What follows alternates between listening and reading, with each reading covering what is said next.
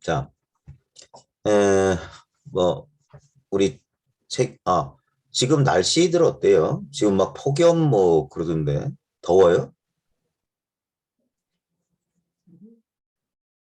괜찮은데요? 괜찮아요?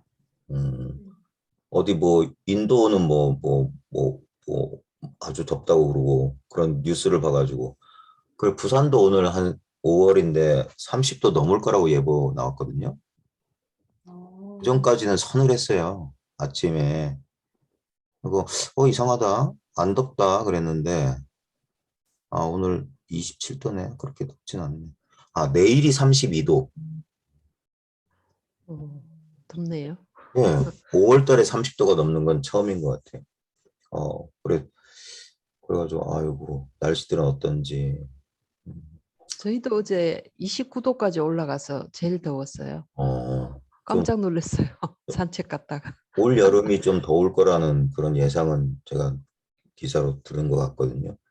아이고, 이거 날이 갈수록 큰일이에요. 기후가. 그래. 음, 그래, 마음 공부, 이 공부하는 것도 이제, 이런, 우리, 지금 지구 온난화나 기후 위기나 여러 가지 문제하고 맞물려 있어요. 결국 이기적인 우리 인간들의 욕망 때문에 생긴 것들이잖아요. 항상 이 분별심이 문제인 거예요, 분별심이. 그래서 생각이란 게 어떤 효율성을 추구하고 경제적인 걸 추구하고 항상 자기하고 남을 비교하고 뭐 성과를 내는 걸 좋아하고 어떤 목표를 달성하고 성취하고 그러면서 만족감을 얻는 그러니까 그래서 자연으로부터 많은 에너지를 이제 뺏어가지고 그걸 이용해서 뭔가 개인적인 만족 또는 자기 나라, 자기 가족, 좌우지간 어떤 분리에 기반한 그런 사고방식의 그런 욕망에 의해서 인간들이 자꾸 이렇게 행동하다 보니까 결국 피할 수 없는 과제인 것 같아요. 그리고 어떻게든 그런 어떤 음, 이기적인 욕망으로부터 조금 벗어날 수 있도록 그렇게 이게 한 사람 개인의 문제가 아니라 어떻게 보면은 뭐 전 지구적이고 전 인류적인 그런 어떤 의식개혁 운동의 일환으로서 요즘 그래서 아마 이런 영성이나 이런 마음의 문제에 대한 관심들이 이제 물리적으로 바깥 세계가 혼탁한 만큼 사람들이 이제 그런 걸 계기로 이제 자기 내면을 돌아볼 수 있는 그런 시기가 오는 것 같고 올 수밖에 없을 것 같아요. 결국에는 조금 이상하게 저도 이제 한 50년 정도밖에 이제 안 살아봤는데도 제 개인적인 이 인생을 이렇게 돌아봐도 보면 불안과 어떤 걱정에 계속 증가해왔던 나이가 들면 들수록 예, 이상하게 우리가 어릴 때 생각했던 것과는 달리 어른이 되면 모든 것을 다 이해하고 인생의 달관에서 뭔가 우리 어릴 때 가졌던 고민이나 혼란이 없을 줄 알았는데 이상하게 나이가 들어가면 들어갈수록 더 많은 고민과 더 많은 그런 어떤 문제가 생기는 것 같아요. 그리고 그게 이제 또 나이가 들면서 우리가 성장하면서 관계나 뭐 소유나 이런 것들이 확장되잖아요.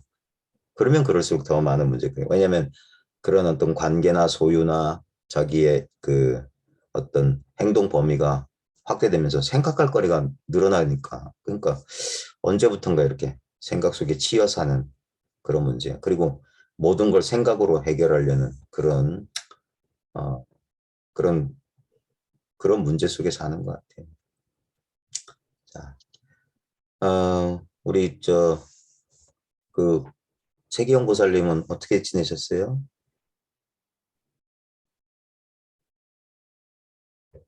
잘 지냈고요. 예.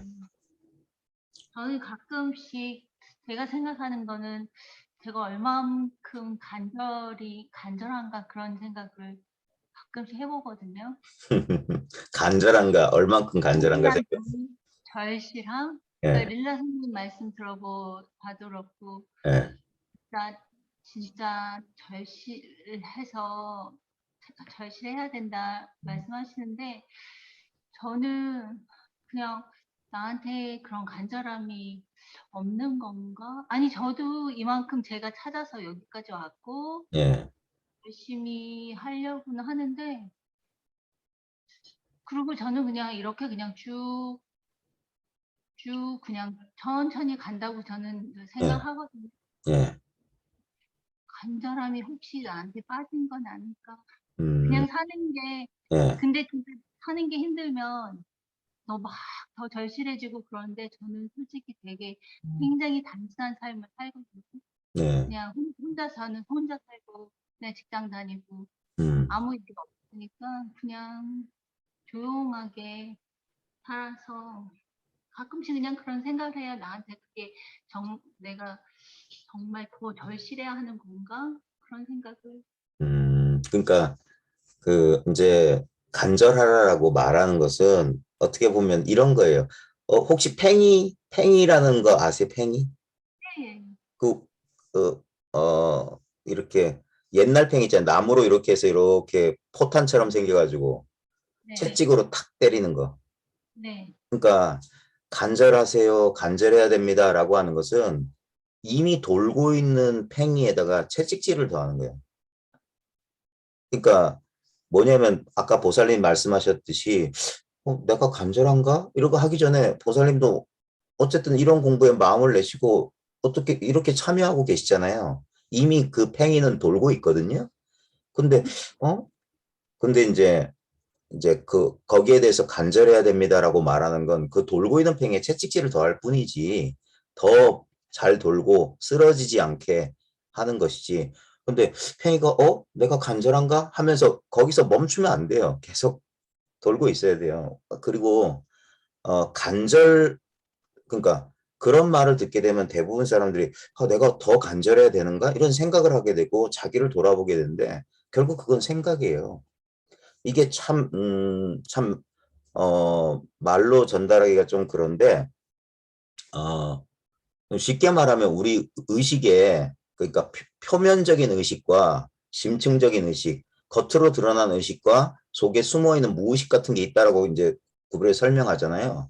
무의식은 말 그대로 의식에 의해서 의식되지가 않아요. 무의식은 그래서 영원히 알 수 없는 미지고, 근데 우리의 어떤 삶의 근본적인 것들, 우리의 생각이나 감정이나 모든 어떤 우리 존재의 근원적인 것들은 우리 무의식 속에 있어요. 그리고 이 무의식적인 건 뭐냐면 우리가 의식할 필요가 없기 때문에 거의 자동화된 상태예요.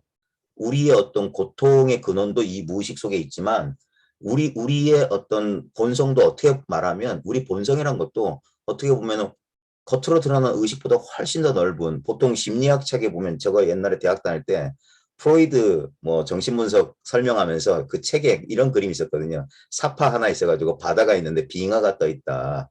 빙하의 꼭지 부분, 빙하가 드러난 부분은 아주 작지만 빙하의 대부분은 물속에 가려 있다. 그것이 마치 겉으로 드러나는 의식이 요만큼이라면 속에 숨어 있는 무의식은 그것보다 훨씬 더 큰 것과 같다라는 비유처럼 우리의 근원적인 모든 것들은 어떻게 보면은 의식화되지 않아요.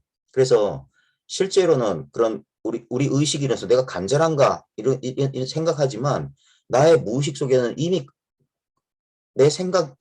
이 겉으로 드러나는 의식이 알 수 없는 그런 게 있어요. 그러니까 이 공부하는 사람들은 아마 공감할 수 있는 이야기일 텐데 저는 그랬어요. 내가 왜 이 공부를 하는지 모르면서 공부했던 것 같아요. 내가 왜 이 공부를 꼭 해야 될 이유도 없고 내가 꼭 뭐 억지로 한 건 아닌데 언제나 마음 어려서부터인가 왠지 모르게 다른 사람들하고 잘 어울리지도 못하고 뭔가 세상 일이 항상 저 한 발짝 뒤에서 이렇게 항상 무리에 끼지 못하고 이 방관자와 비슷하거나 어떻게 보면 아웃사이더 비슷하게 늘 그 주변에 이렇게 머물면서 그렇다고 완전히 떠나지도 못하고 완전히 속하지도 못하고 약간 애매한 상황이었어요. 그때 제 어린 시절이 그랬거든요. 그러면서 항상 그러니까 제가 이제 사회화된 의식이라고 할까 제 자아는 그랬어요. 나한테 문제가 있나? 왜냐면 보통 사람들은 다 저렇게 사니까 저렇게 사는 게 옳은 것 같은데 난 이상하게 저게 못 낄 것 같아. 근데 다른 사람들은 나처럼 고민하지 않는 것 같다는 느낌을 이렇게 받으면서 항상 외로웠던 기억이 있었어요. 그리고 항상 내한테 문제가 있다라는 그런 생각이 있었고, 근데도 한 이제 철 들어서 우연히 이제 그래서 아마 이런 쪽에 관심이 있었던 거예요. 20살 넘어서 라즈니 씨나 라모나 마하리시나 어, 그런 아이고 전화가 왔네. 잠시만요.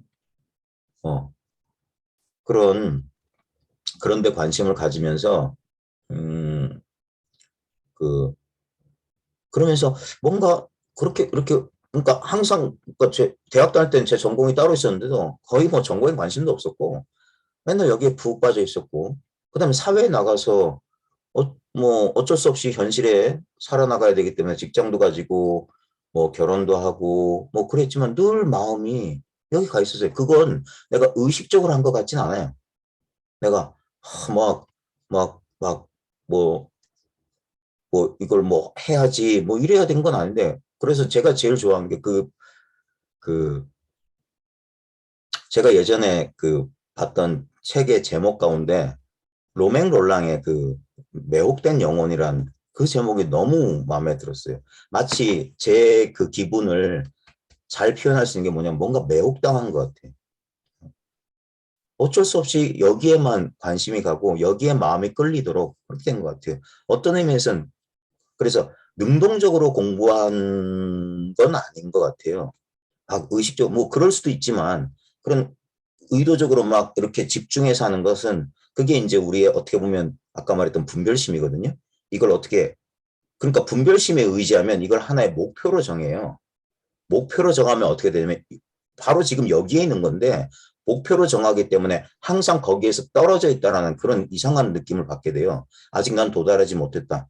난 아직 충분하게 이걸 알지 못한다란 마음을 만드는 게 뭐냐면 의식적인 노력을 할 때 그래요. 그래서 선문에서는 노력하지 말라고 하는 거예요. 애쓰지 말라고 하는 거고 추구하지 말라고 하는 거예요.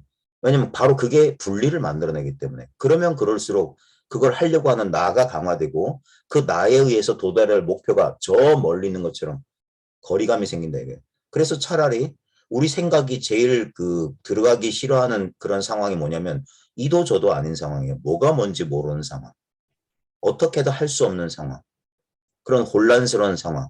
그걸 일종의 카오스라고 할 수 있는데 그런 혼돈 상황 속에 들어가지 못하는 거예요. 근데 어떻게 보면 이 공부는 이렇게도 저렇게도 할 수 없는 그 상황. 그게 이제 우리 전통적인 한국 가나선에서는 그게 은선철벽을 마주하고 있는 거거든요. 은으로 된 산과 철로 된 벽을 마주해서 더 이상 나갈 수 없는 거예요. 그리고 물러설 수도 없어. 은산철벽 속에 꽉 갇혔다. 의단 속에 갇혔다는 것처럼. 그래서 내가 능동적으로는 어찌할 수도 없는 상황. 거기서 이제 그때 이제 우리의 익숙했던 자아의 반응은 갑갑하고 답답하고 이 문제를 어떻게 자기가 원하는 방향으로 끌고 나가고 싶은데 그럴 수 없는 상황에 갇히게 될 때 그때 이제 그게 이제 분별심 곧 자아가 힘을 한번 잃어버리는 거예요. 이제까지 자기 의지대로 자기가 하고 싶은 대로 뭔가를 추구하면서 살았는데 그렇게 할 수 없는 상황. 그러니까 그건 내 의식, 내 표면적인 의식, 내 분별심, 내 자아가 능동적으로 할 수 있는 행위가 아니에요.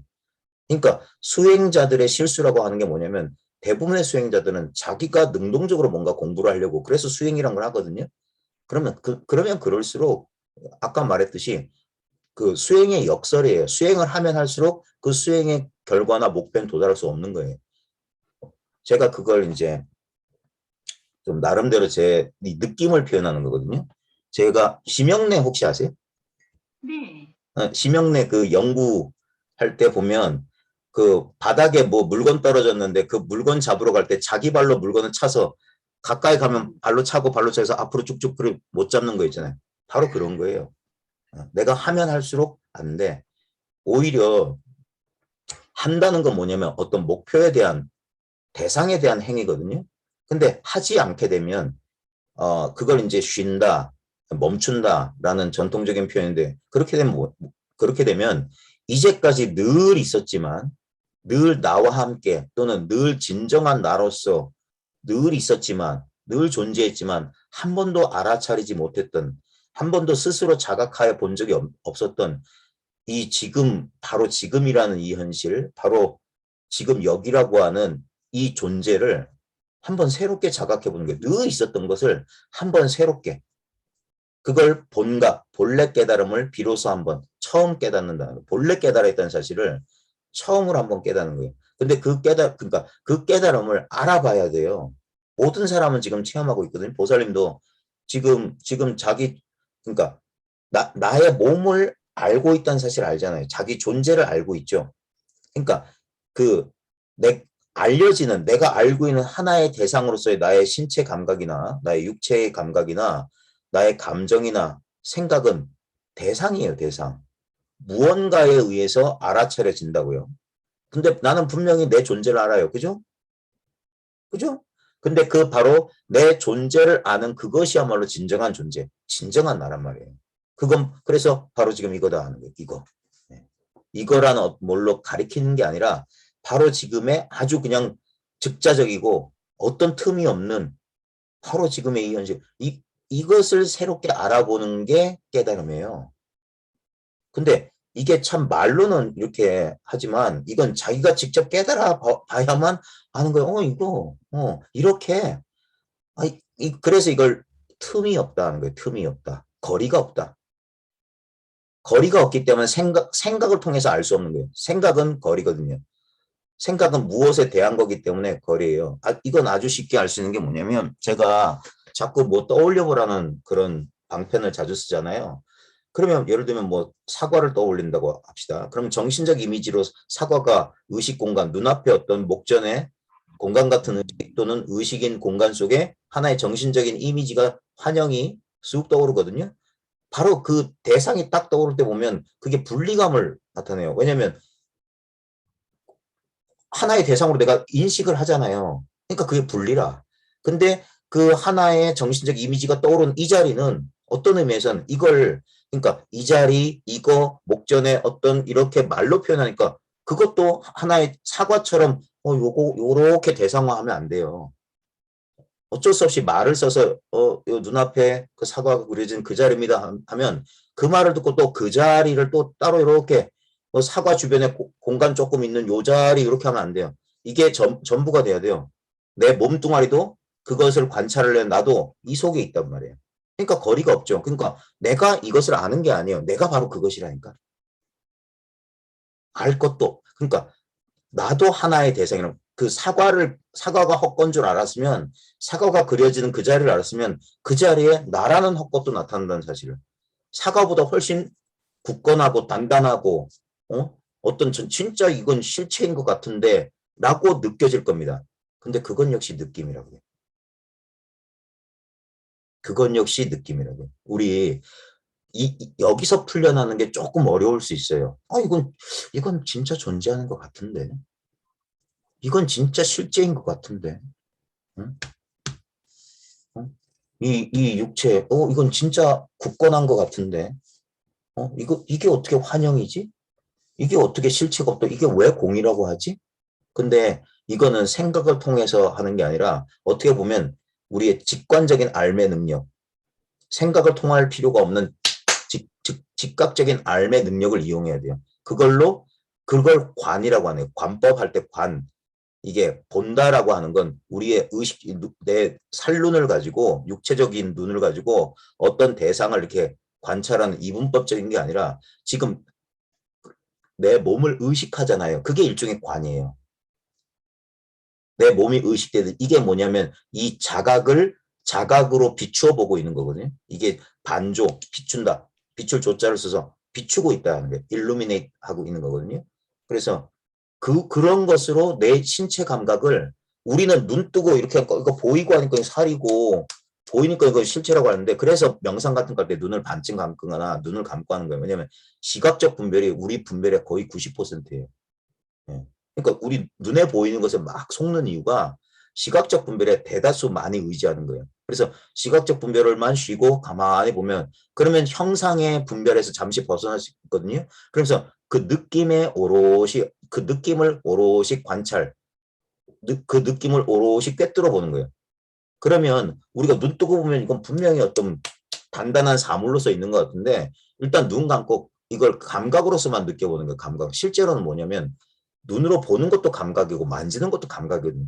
그래서 실제로는 그래서 감각밖에 없다고 하는 거예요. 그걸 공성의 본 뜻은 뭐냐면 우리가 실체라고 하는 것은 감각에다가 감각만 있으면 이거 실체가 아닌데 감각에다가 우리 보통 불교에서 육식이라고 하는 우리의 분별 의식이 이걸 분별하는 거예요.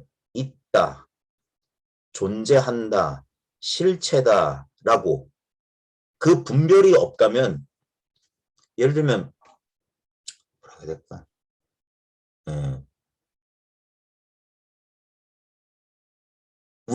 이건 우리 어린 시절에 분명히 존재했지만 우리 존재하지 않았던 거랑 똑같은 거예요. 왜냐하면 분별의식이 없거든요. 예. 그러니까 우리가 어느 정도 나이가 들고서야 나를 인식할 때 세계가도 인식되거든요. 그러니까 우리 존재는 출생과 동시에 내가 존재한 게 아니에요. 지금의 이 개별적 자아로서의 나는 육체의 탄생 훨씬 이후에 우리 인생은 그 아주 좀 늦게 시작된 거예요. 우리의 호적, 주민등록에 이렇게 돼 있는 우리 출생 신고된 그 날짜보다 적어도 3, 4년 뒤에 우리는 나는 탄생해요. 그 전까지 분명히 우리는 육체적으로는 생존했거든요. 근데도 우리는 존재했지만 존재하지 않은 거예요.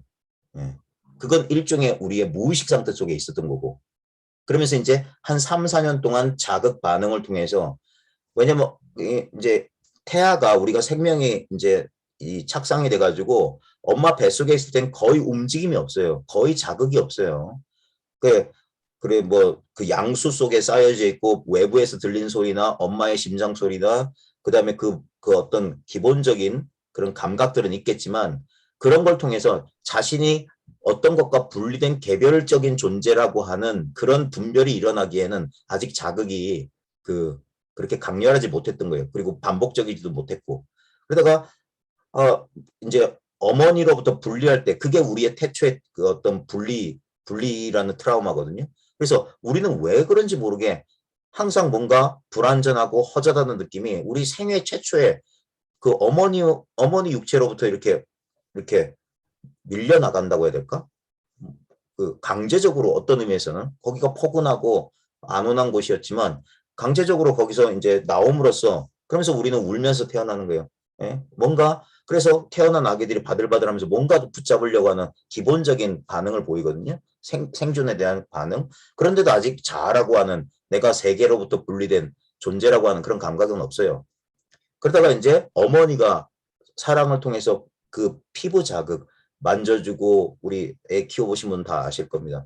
그러면서 얘가 육체적 감각이 이제 육체적 경계선이 이제 아직 컴퓨터로 치면 여러 가지 이제 데이터를 쭉 이 경험 자극에 의해서 요까지가 뭔가가 느껴지고 있는 요런 형태에 대한 자극이 만들어지는 거예요. 그러면서 이제 어머니가 눈길을 맞춰주고 그때 보면 아이는 분별의식이 없기 때문에 그냥 어머니와 한 몸인 거예요.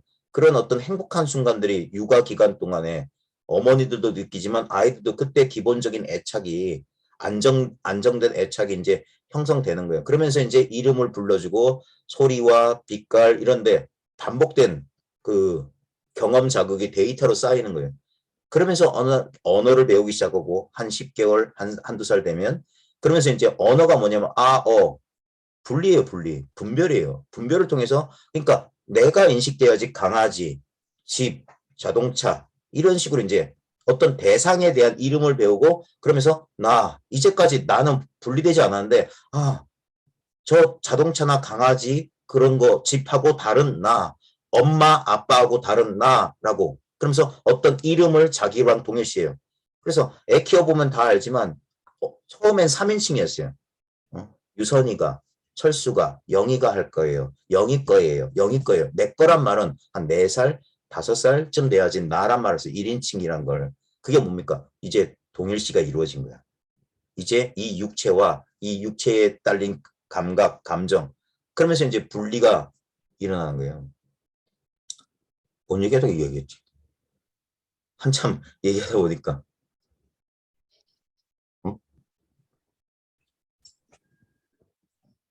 절실하게 해야 된다 그 말씀 거기서 듣고 하신 것 출발했는데 같아. 너무 장황하게 그래서 그 심형래가 발로 응, 차고 가서 응, 자꾸 응. 이 몸이랑 어, 가장 그러면서 우리는 그렇게 이걸 나라고 굳건하게 믿게 되면서 이게 처음부터 이게 실체가 아니었다는 얘기를 하는 거예요. 그러니까 본인들 기억을 잘 보세요. 내 몸이 언제 출현했는지. 이걸 내 몸이라고 여긴 게 언제쯤인지 거의 기억이 안 나죠. 근데 분명하게 제가 장담할 수 있는 건 여러분이 엄마 뱃속에 나올 때부터는 아니었어요. 이 몸을 나라고 의식한 건. 분명히 한참 세월이 지난 다음에, 그러니까 서너 살 이후부터 기억이 시작된 이유가 그때부터 우리는 기억은 뭐냐면 어떤 이미지를 분별해서 이제 저장할 수 있는 능력은 그건 서너 살 언어라는 개념이 생기고부터, 그 다음에 언어 개념 이전에 아주 기억력 좋은 분들은 뭐냐면 이미지로 기억하거든요. 어떤 이미지나 감각적인 기억이 나면서 냄새라든지 어떤 인상이라든지 느낌 같은 게 있어요. 그런 게 저장돼 있다가 문득 비슷한 상황이나 어떤 냄새나 어떤 상황에 불현듯 까맣게 잊고 있던 기억이 딱 상기되는 그런 경험들 해보셨을 텐데, 그런 식으로 그 기억에 의해서 자아는 탄생돼요. 예.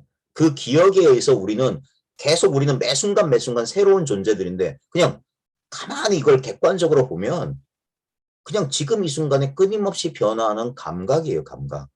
그 다음에 그 끊임없이 변하는 기분이고 끊임없이 일어나고 사라지는 생각일 뿐이에요. 그것의 연속체라고 해야 될까? 그것의 다발 같은 거 막 끊임없이 막 분수처럼.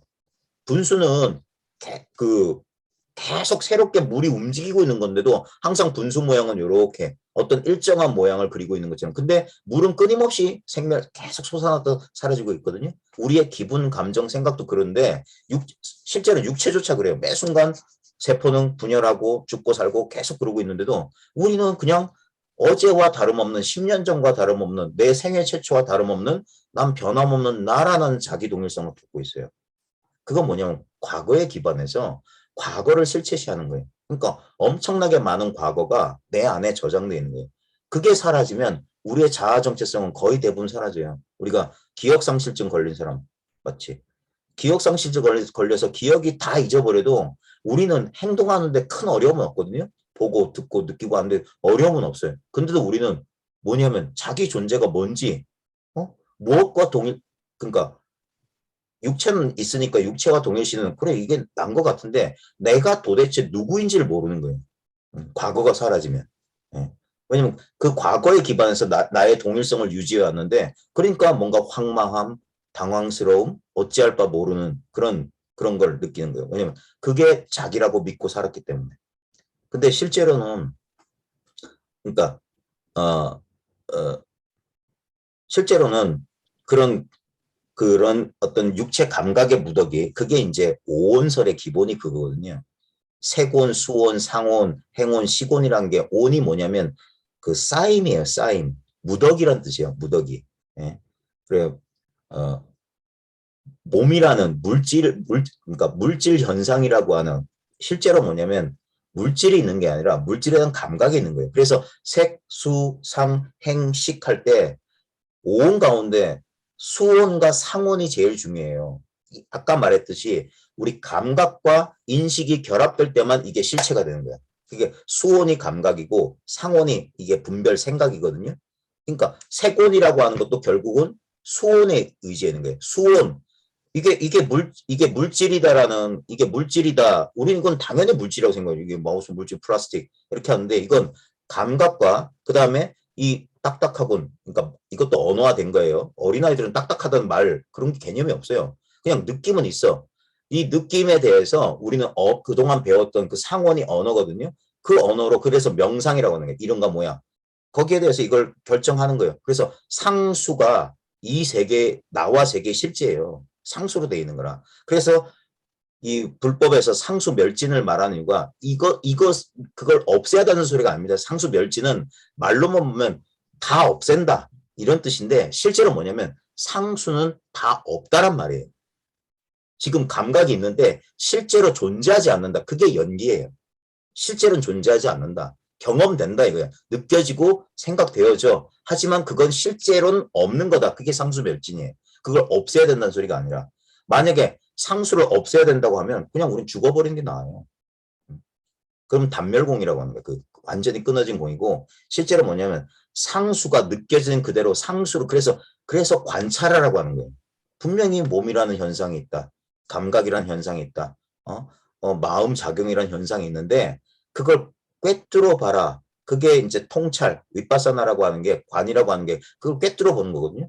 실제로 보면 분명히 난 존재하죠. 존재의 경험을 하죠. 하지만 이건 고정불변한 실체로서 우리의 무의식적인 믿음이 가지고 있는 것처럼 이게 고정불변한 나는 아니다 이거예요. 그런 나는 분별에 지나지 않는다. 이게 불교의 무화설이에요. 그럼 분별이다. 경험적 자아를 부정하는 거 아닙니다.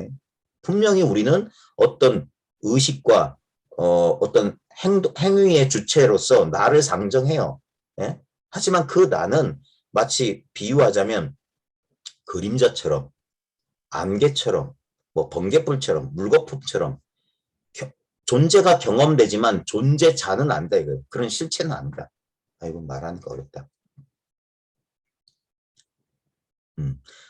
그 뭐 발신 문제 얘기하다가 여기까지 나오는 것 같은데, 그러니까 항상 우리는 이걸 기준으로 하는 거예요. 근데 왜 이게 수동적이고 어떤 의미에서는 왜 무의 행위를 할 필요가 없다고 자꾸 말하냐면 이게 결국 깨달음의 본질이거든요. 뭐 하는 개체들이 깨달으려고 하는 그것이 하나의 대상으로 나와 분리된 게 아니라 정신적 이미지처럼 그건 가짜예요. 그 가짜를 진짜라고 여기니까 그건 절대 얻을 수도 없고 도달할 수 없는 걸 얻으려고 하니까 항상 미진한 느낌이 있는 거예요. 그게 아니라 바로 지금 내 존재까지 포함하고 있는 바로 지금 이거다. 그래서 즉해있는 바로 이거다 하는 거예요. 바로 이거. 그래서 이미 도달해 있어요. 이미 완성돼 있다고 하는 거예요. 그게 모든 이러한 이 비이원적 가르침의 최종 결론이에요. 내가 바로 그것이다. 그대가 바로 그것이다. 바로 이거다 하는 거예요. 이것뿐이다 하는 거예요. 뭘 더 얻거나 뭐 어떻게 되는 게 아니에요. 이미 이거다 이거예요. 이제 이렇게 되면 이제 근데 이거 진짜 이것뿐이고 이것밖에 없다는 최종 결론. 그게 뭐냐면 결국 내 자아 의식이 그래서 이걸 뭐라고 할까 자아의 소멸이라는 게 딴 게 아닙니다. 이게 경험적 자아가 사라진다는 게 아니라 아까 말했지 상수 멸진이라는 말처럼 소멸한다니까 자꾸 우리는 어떤 있는 것을 없애는 건 줄 아는데 불교적인 말에서 그러니까 우리 그 고집 멸도할 때 멸이라고 하는 건 단멸 허무 단멸을 말하는 게 아니에요. 본래 없다 이거예요. 본래 없기 때문에 거기에 대한 집착 그것을 실체시하려는 그 무지와 그 분별이 사라졌을 뿐이다 이거예요. 경험이 사라지는 게 아니라 그것을 잘못된 판단을 내리는 그 무지와 무명이 사라지는 거다 이게 착각이 사라지는 거다. 근데 착각은 원래 없는 거라 이게 원래 우리가 그러니까 그 전통적인 비유가 이거예요. 어느 날 껌껌한 방에 딱 들어왔는데 문 길쭉한 게 있어 보니까 뱀이야 하고 깜짝 놀랐어요. 그래 깜짝 놀라서 불을 탁 켜니까 뱀인 줄 알았더니 그게 그냥 새끼줄이었어. 노끈이었어. 그래서 깜짝 놀랐던 그 착각에서 벗어나자 그 뱀인 줄 알았으니 머리털이 쭉 뺏고 막 공포가 탁 밀려왔는데 불을 켜고 딱 보니까 새끼줄이 노끈인 줄 아니까 갑자기 일시에 그 불안감과 거기서 벗어나듯이 그게 우리의 뭐 상수 멸진이나 아니면 무지무명의 소멸이란 게 그런 식으로 소멸되는 거예요. 원래 그건 새끼줄이었지 그때 착각이 사라졌다 이거예요. 착각이. 근데 어떤 대상에 대한 즉각적인 경험 자체가 사라진 거 아니에요. 뭔가가 자각이 돼. 근데 그 자각에 대한 우리의 분별, 거기서 착각이 일어났던 거예요. 그러니까 경험의 내용을 바꾸는 건 아니고 그 경험에 관계하는 우리들의 사고방식 내지는 그것이 바뀌는 거예요. 그걸 그래서 깨닫는다. 인식의 전환이다. 초점이 옮겨간다. 관점의 변화다. 이런 식으로 말하는 거예요. 눈이 달라진다 하는 거지. 다른 경험을 하는 게 아니에요. 어떤 남다른 특별한 능력을 얻어서 내가 원하는 상황과 원치 않는 상황, 자기를 아까 말했던 이기적인 자아, 자아를 기반으로 뭘 이렇게 하는 게 아니에요. 그건 그래서 이기적인 자아는 항상 선택의 문제가 자기한테 중요해요. 뭐가 나한테 이득이 되고 손해가 되느냐. 근데 이 입장에서 보면은 이익과 손해란 건 없어요. 왜냐면 존재는 평등해요. 지금, 바로 여기, 바로 이것이니까. 이것은 나의 어떤 의지 욕망이나 그것과 아무 상관이 없어요. 그래, 전통적인 모든 종교에서 인간을 전혀, 인간 사정을 안 봐주는 아주 뭐라고 해야 될까? 그 무정한, 아주 냉정한 그런 신의 이미지.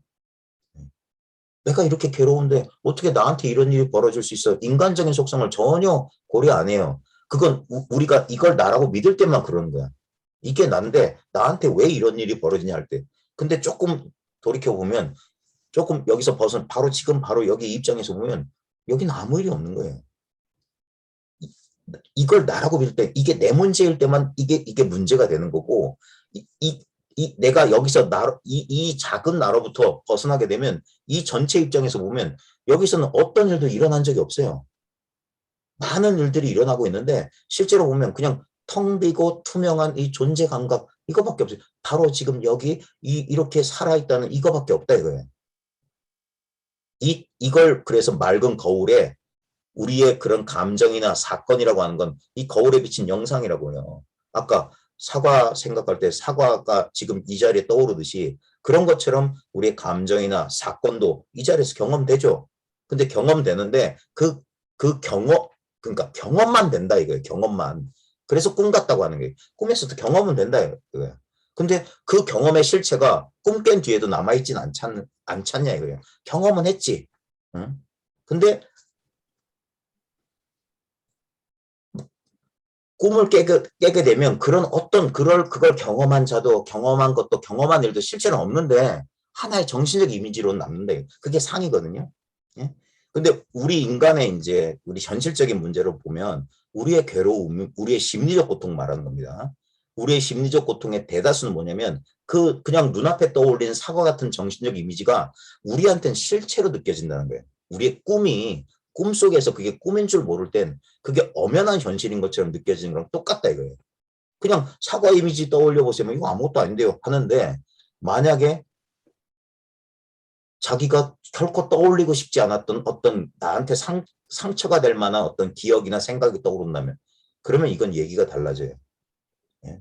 그냥 눈앞에 그냥 나하고 아무 관계없는 사과 떠올리는 거랑 이게 그러니까 내가 그냥 사과 떠올려 보는 거고 이거 아무것도 아닌데 할 수 있는데 그냥 무던히 잘 살고 아무 일 없이 잘 살고 있다가 일 잘하고 있었는데 갑자기 어릴 때 상처받았던 기억이나 어떤 기분이 그런 어떤 기억이나 이미지가 딱 떠오를 때 그것만 떠오르는 게 아니에요.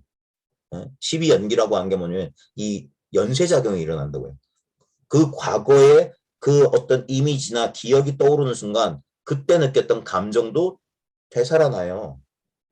그러면 그 감정이나 그 이미지 때문에 우리 신체 감각도 되살아납니다. 희한한 거예요. 그런 능력이 있어요. 제가 뭐 가끔 하는 장난 있잖아요. 내 손에 레몬이 있는데 없는 레몬을 이렇게 말만 해도 입에 침이 고이게 하듯이. 예? 우리 인간은 그런 놀라운 지능을 가졌기 때문에 상상을 통해서도 경험이 가능해요. 그래서 우리가 과거의 기억이나 미래에 대한 걱정이나 기대 때문에 우리 신체 반응이 일어나는 이유가 뭐냐면 그건 눈앞의 현실이 아니거든요. 근데 우리는 놀라운 이 분별, 사고 기능이 있단 말이에요. 그러니까 생각만으로도 그렇게 몸에 반응이 일어난다고요. 그게 우리의 대부분의 심리적인 문제는 대부분 그런 식으로 일어나는 겁니다. 목이 아프네. 그냥 나는 뭐 발심을 하는 건가? 그래서 그런 거예요. 그런 생각을 하고 있다면 아직까지 간절하지 않은 거라고. 왜냐하면 매혹됐다면 그런 생각 안 해요. 자연스럽게 마치 뭐냐면 그물 속에 잡힌 물고기 같아요. 낚싯바늘에 걸린 물고기 같아. 빠져나갈 수가 없어요. 그래서 그냥 나도 모르게 쭉 이 길을 가게 되는 거예요. 너무 말이 많죠.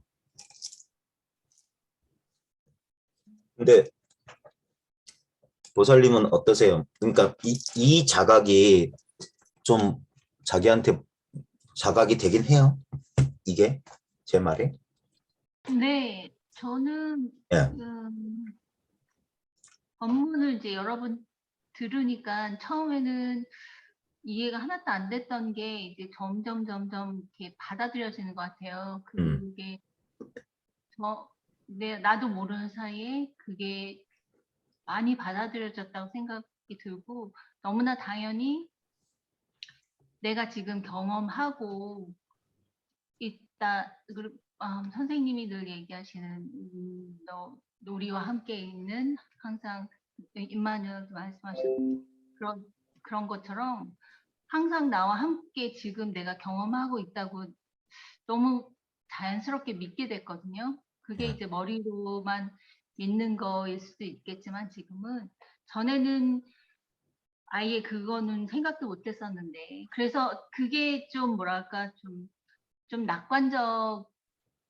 낙관적이 됐다고 그러나요?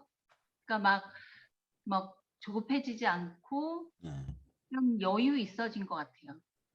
그리고 어차피 그냥 쭉 가는 건데.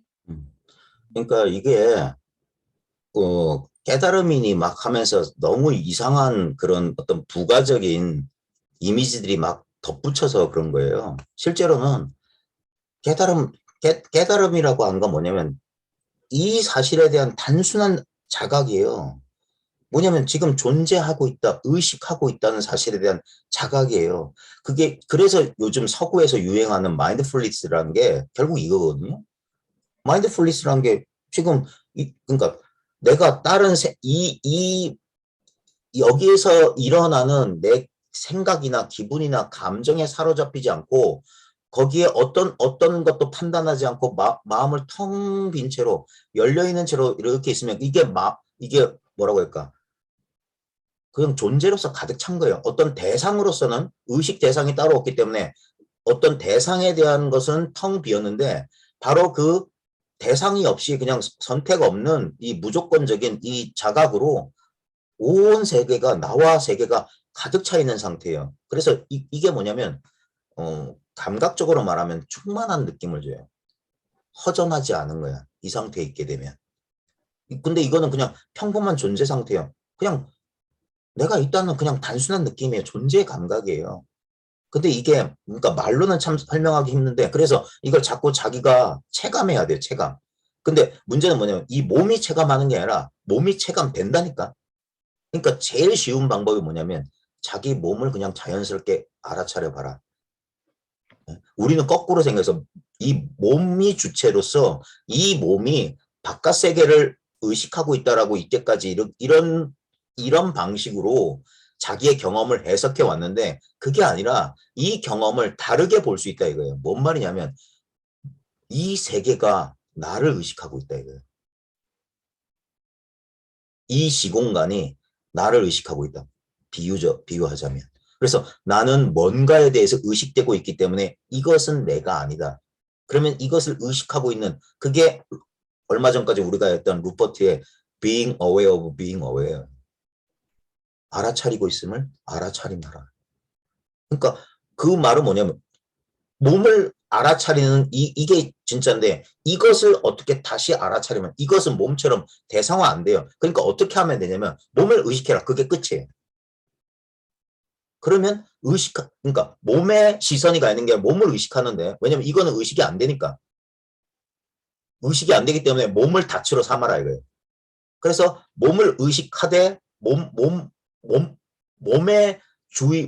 의식의 방점이 거기가 있는 게 아니라 바로 이 의식하고 있으면 여기에 그냥 이것으로 머물러라 이거예요. 그러니까 존재의 자연스러운 상태라고 합니다.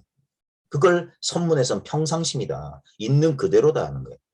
그러니까 너무 특별하지 않기 때문에 오히려 사람들이 황당해하는 거죠. 이게 이 속에서 뭔가 특별한 느낌이 느껴진다면 그걸 우리는 딱 잡거든요. 그러니까 대다수의 명상 수행자나 구도자가 실수하는 게 어떤 수행이나 어떤 노력을 통해서 일시적으로 아니면 그런 노력도 안 했는데 일시적으로 왔던 기분이나 느낌이나 상태를 자기가 아까 말했던 느낌과 상각, 수상으로 분별해가지고 그걸 이게 진리겠거니 이게 깨달음의 체험이겠거니라고 잡는단 말이에요. 그래서 다 틀렸다고 하는 거예요. 잡으면 안 된다고 잡으면 잡힌 거다라고 자꾸 말하는 거예요. 그러면 그런 경험을 한 사람은 그 경험에 잡혀요. 그리고 그 경험을 다시 반복하려고 하고 막 강화하려고 지속하려고 또 노력을 한다고요.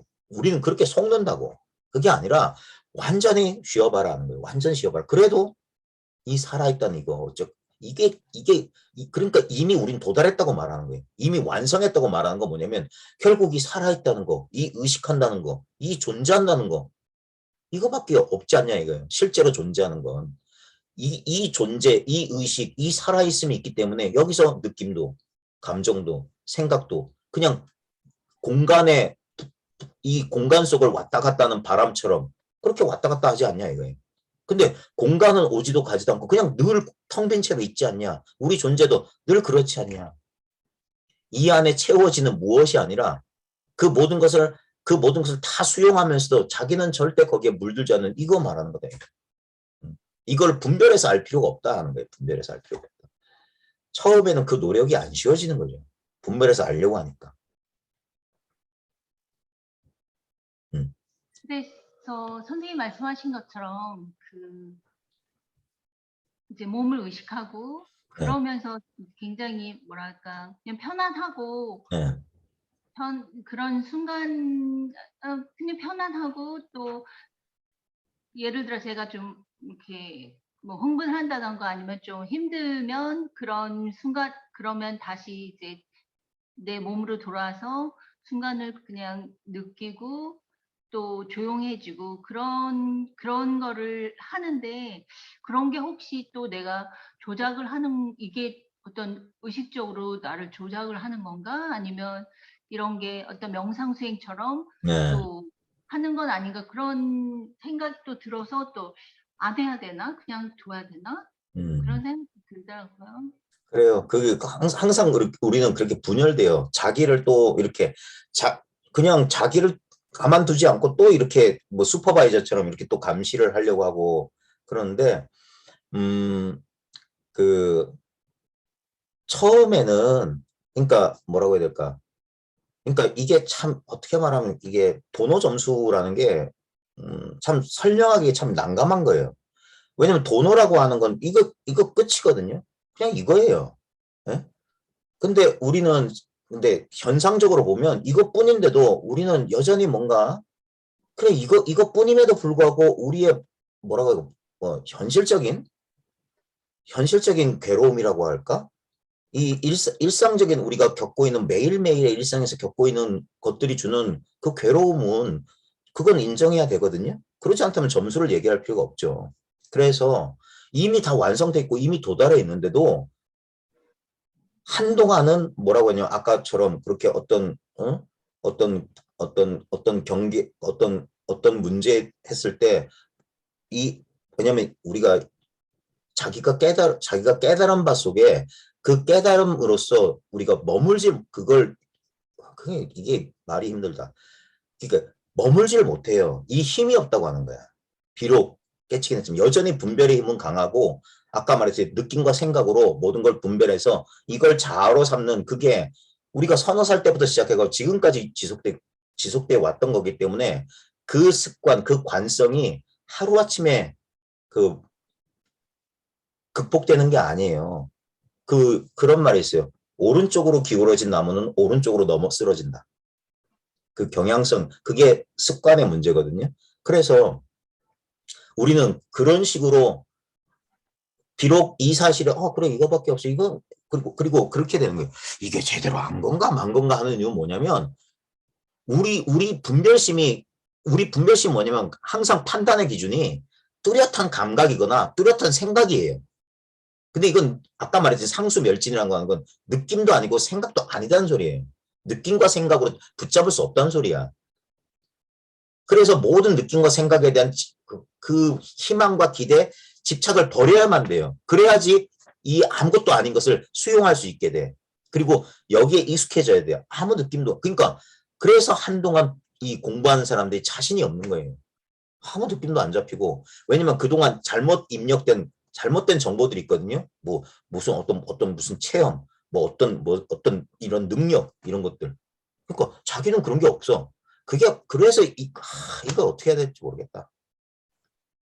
그래서 이거 참 중요한 건데, 그래서 자기를 믿어야 되는데, 왜 이미 자기한테 기본으로 주어진 이것만 진리예요. 이 위에 더해지는 것들이나 덜해지는 것들은 진리일 수가 없어요. 그래서 이 단순하고 평범한 걸 믿어야 돼요. 이게 모양이 없는 신이거든.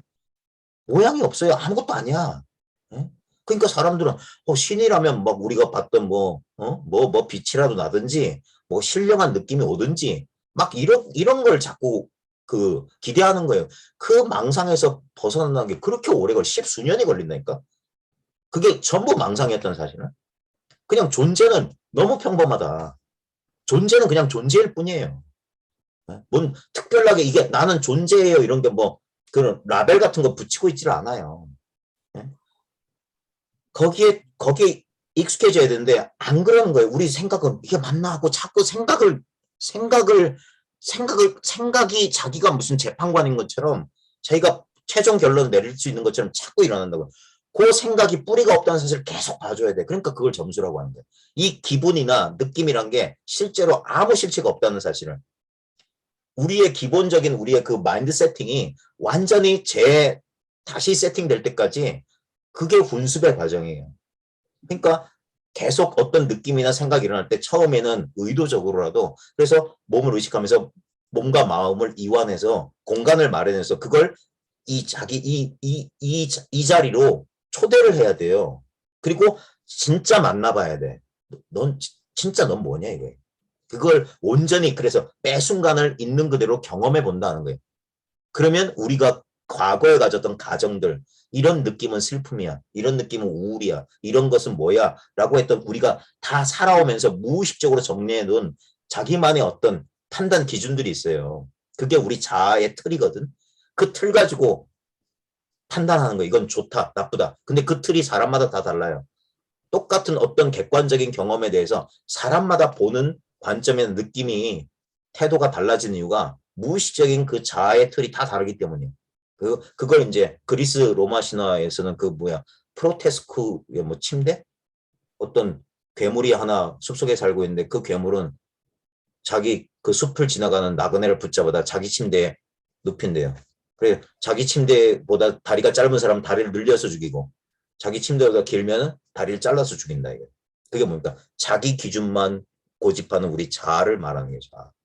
이 자아의 기준에 맞지 않으면 늘리거나 자아의 기준을 넘어서면 잘라버리거나 항상 우리는 그런 식이었는데 그게 아니에요.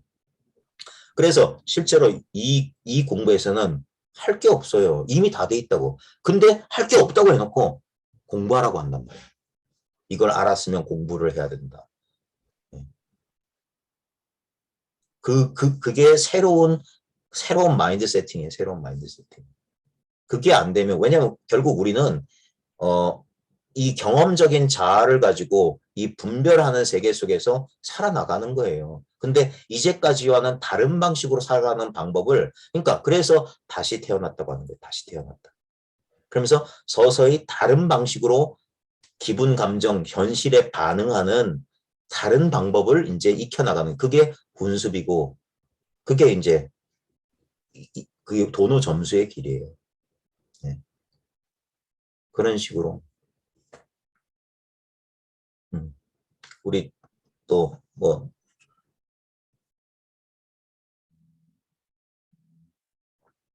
제니 모살님은 어때요?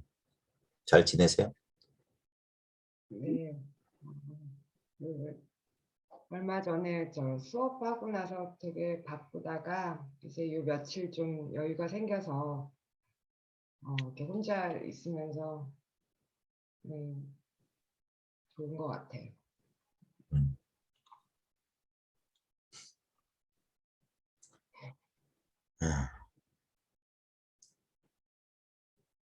외국에서 혼자 생활하기는 힘들죠? 이제 적응될 반반인 것 때. 같아요. 네? 좋은 거는 항상 그 홀로인 그런 게 있어가지고 어떤 그런 혼자인 공간 그런 거 있는 건 좋고 뭐 가끔 외롭고 고립감 같은 것도 느낄 때도 있죠. 그래. 저도 그래. 선생님도 지금 혼자 계시는. 예. 근데 이제 결국에는 우리가 이제 그 관계나 이런 걸 통해서 어떻게 보면 많은 사람들이 이제 그 혼자 있는 걸 두려워하죠. 왜냐면 이걸 자기라고 여기기 때문에 그런 거예요. 전체 경험 속에서 자기를 분리해냈기 때문에. 예. 자아는 결코 만족하는 자아는 있을 수 없어요. 자아는 기본적으로 불만족이에요. 그렇기 때문에 추동. 그래서 뭔가 행위에 대한 욕구는 자연스럽게 일어나는 거예요. 그건 잘못된 거 아니에요. 근데 이제 우리는 뭐냐면 어떻게 보면 그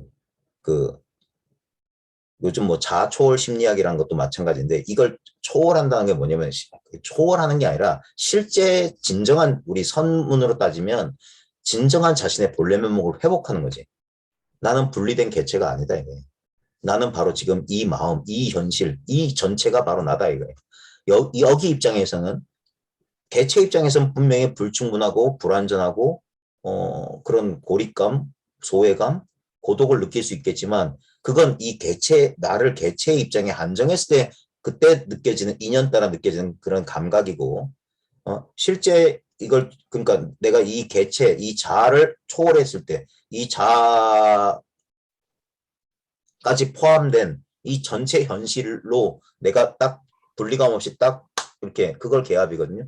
이거 이렇게 그렇게 되면 여기에는 그게 어떤 의미에서는 상수멸이에요. 고립감과 분리감을 느끼는 개체를 부정하지 않고 그걸 전체적인 입장에 봤을 때 그 고립감이나 분리감이나 고독감이라고 하는 것은 그런 감정은 없다는 거예요. 그 감정이 경험되지만 그게 실체가 아니다. 실제로 뭐냐면 뭐라고 해야 될까? 제가 중학교 때 그림을 좀 그렸는데 수채화를 좀 그렸거든요. 그러면 물감을 이제 물에 녹여가지고 이제 그 도화지 위에 이제 그리잖아요. 그러면 진하게도 그리고 연하게도 그리는데 그걸 우리의 기분, 감정, 생각이라고 한다면 결국 그 모든 기분, 감정, 생각이란 그 물감들은 이 텅 빈 도화지 위에 그려지는 거란 말이에요. 분명히 그 물감의 색깔이 있어요. 하지만 그 물감의 색깔에 항상 배후에는 그 물감과 색깔은 실제로 본질은 뭐냐면 도화지 위에 있는 물감이라고. 그러니까 우리의 전체적인 존재 속에 그 색상이라고 하는 그러니까 그 색이나 그 형상으로 어떤 대상을 표현하잖아요. 그래서 우리 눈에 보이는 건 이제 색깔을 다 칠해버리면 빈틈없이 색깔을 칠해버리면 도화지는 보이지 않아요. 뭐 산이 있고 물이 있고 뭐 나무가 있고 사람이 있겠죠. 그래서 우리는 저기에 뭐가 있다 뭐가 있다 뭐가 있다 하면서 그림의 모양에 빠지는데 실제는 그 모든 대상 하나가 뭡니까? 그 색깔과 모양 대상 하나가 그냥 그 도화지를 가리키고 있는 거예요. 그 도화지를 떠날 수도 없고 실제로 뭡니까? 도화지예요, 도화지. 그림은 이미 도화지 속에 스며들어서 하나가 돼버린 거예요. 그 도화지일 뿐이다 이거예요. 결국 아무리 진하고 크게 그린 형상이든 옅고 작게 그린 형상이든 그 도화지를 떠나 있진 않다. 그래서 이제 이걸 망각해서는 안 된다는 거예요. 우리는 망각해버린 거거든요. 그래서 이것을 잊지 말아라고 하는 거예요. 잊지 마라. 잊지 말고 그래서 계속 깨어나라, 자각하라 하는 거예요. 다시 우리는 이 과거에 이게 활짝 열려있는 상태가 아니라 그 그림의 어떤 인물 속으로 돌아가려고 한다고요. 자기가 전체 그림의 바탕인 도화지일 거란 생각은 전혀 못하고 도화지 속에 그려진 한 대상, 도화지 속에 세계 속에 있는 한 대상으로 그림 속의 인물로 축소되려고 자꾸 그러는데 그럴 때마다 정신을 차리고 거기서부터 이제 빠져나와라는 거예요. 그럴 때 훨씬 더 넓은 공간에서 전체 그림을 이제 조망할 수가 있는 거예요.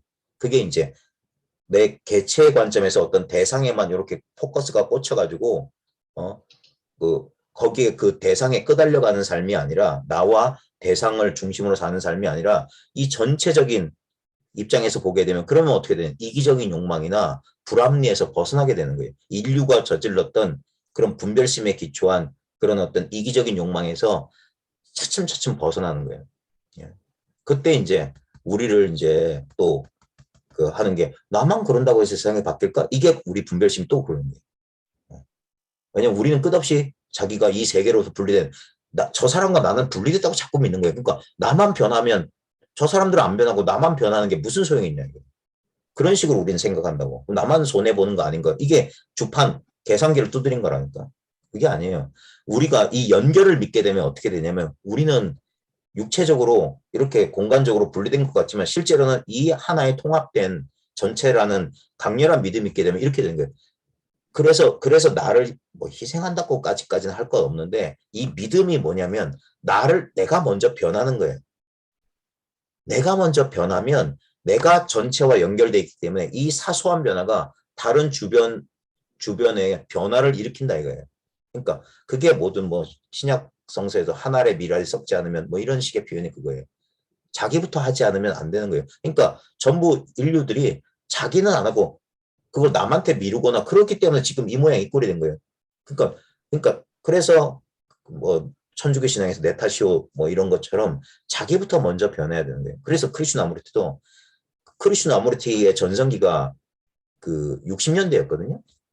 60년대가 뭐냐면 서구 사회가 가장 그 혼란했던 2차 대전 끝나고 가치관이 막 혼란을 빠지면서 그러면서 이제 대한 문화라든지 막 60년대 혁명이라든지 이런 것들이 막 정치적으로 시끄러웠고 사회적으로 막 혼란스러웠어요. 아마 미국도 그때 이제 막 그 인종 문제나 여러 가지 문제들이 막 터져 나왔던 그 시절이었고 그때 이제 대한 문화라고 하는 뭐 비트 세대니 히피니 이런 것들이 막 나왔거든요. 그때 막 사회 변혁을 프랑스에서 68혁명이 일어나고 일본에서 전공투가 일어나고 막 그 시절이었단 말이에요. 미국에서도 이제 막 이렇게 흑인 인권 운동이 시작되면 그러면서 막 혁명의 시대였고 세상을 바꾸자 막 그런 어떤 이성의 그 호소하던 시대였는데 크리스 나무테가 뭐라고 했냐면 그 분리된 우리의 사고 방식에서 나온 행위는 결국 우리 세계는 나의 투영이다. 내가 곧 세계다 그랬어요.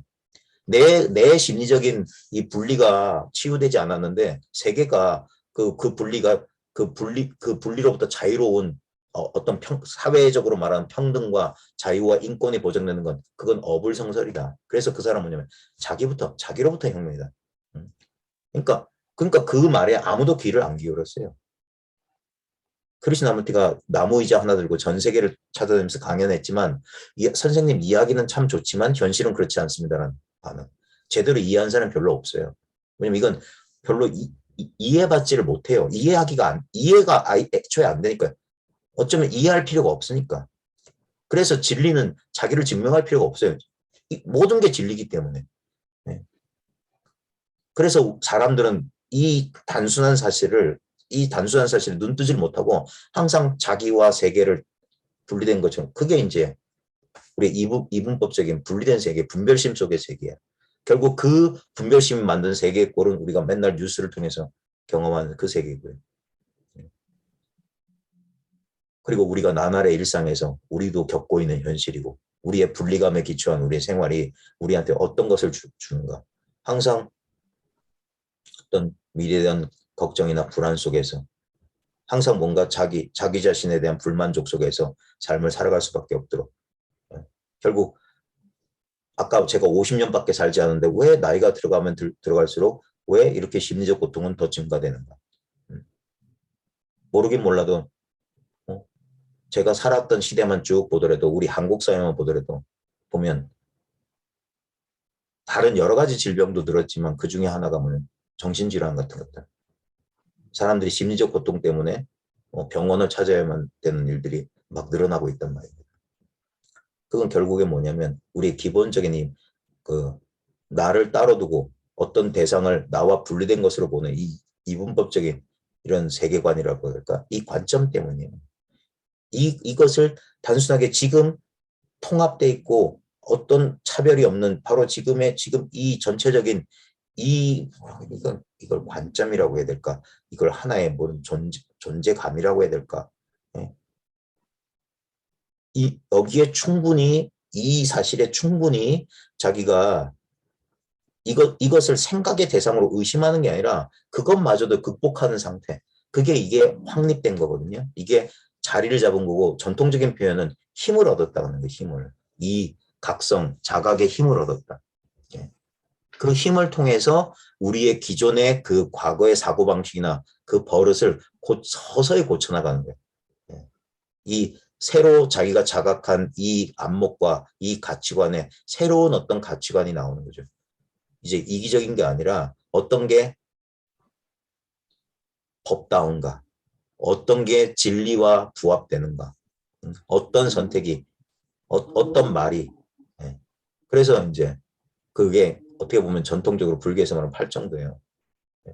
정견에서 시작해서 정사유, 정어, 바른 생각과 바른 말, 바른 행위, 바른 살림살이, 그리고 바른 공부, 바른 알아차림과 바른 선정, 마음의 평정. 결국에는 그게 웰빙이고 웰다잉이죠. 잘 살고 잘 죽는 거지. 공부는 어떤 면에서 참 단순한데도 상당히 복잡하게 생각해요. 왜냐하면 너무너무 단순하기 때문에 그래요. 그래, 이 단순한 것에 대해서 이렇게 끊임없이 말한다는 것도 좀 모순되지. 그러니까 이거 말없이 그냥 통하면 얼마나 좋을까. 말과 개념을 빌리지 않고 그냥 자신의 직접적인 체험을 자신이, 근데 이제 저도 그랬고 많은 사람도 그런 것 같은데 기존의 선입견이나 기존의 자신의 배경 지식이 이 발처럼 베일처럼 뭔가 이걸 가리고 있어요. 그래서 그런 베일들을 자기가 베일 속에 가려져 있다는 사실을 스스로 자각하도록, 그래서 자기 스스로 한번 베일을 벗고 한번 있는 그대로의 이 현실을 맞닥뜨리도록, 그게 이제 이런 공부를 같이 하는 거죠.